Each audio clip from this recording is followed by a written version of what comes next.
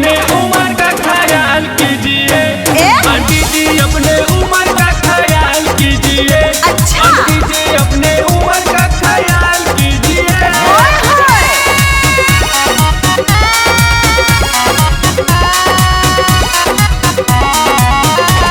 Music by Tinku तूफान।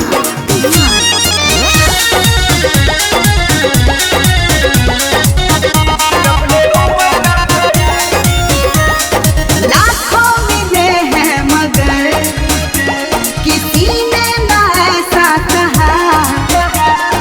पहली नजर में मुझे देखते ही ऐसा लगा। क्या लगा? अरे लाखों मिले हैं मगर किसी ने ना ऐसा कहा। पहली नजर में मुझे देखते ही ऐसा लगा। हर लोग बाहों में चलो राहों में मौसम का आनंद लीजिए। आंटी जी अपने उम्र का ख्याल कीजिए। अरे मेंटेन है। आंटी जी अपने उम्र का ख्याल कीजिए। अच्छा। आंटी जी अपने उम्र का ख्याल कीजिए।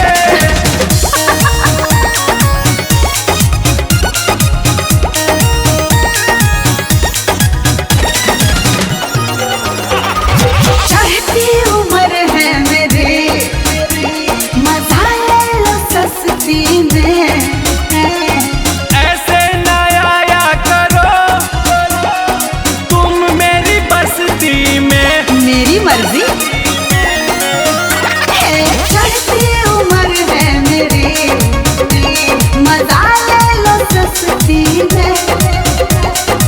ऐसे ना आया करो तुम मेरी बस्ती में। कहाँ जाऊं जी कैसे ना हो जी ऋतिक छोटे न बवाल कीजिए। आंटी जी अपने उम्र का ख्याल कीजिए। अरे मेंटेन है। आंटी जी अपने उम्र का ख्याल कीजिए। अच्छा। आंटी जी अपने उम्र का ख्याल कीजिए। नए नए लड़के मेरे आगे पीछे डोलते हैं रोज प्रपोजल में आई लव यू बोलते हैं।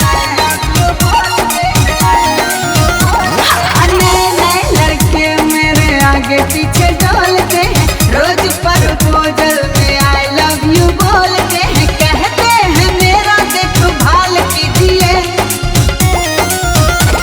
आंटी जी अपने उम्र का ख्याल कीजिए। आंटी जी अपने उम्र का ख्याल कीजिए। अच्छा। आंटी जी अपने उम्र का ख्याल कीजिए। आंटी जी अपने उम्र का ख्याल कीजिए। आंटी जी अपने उम्र का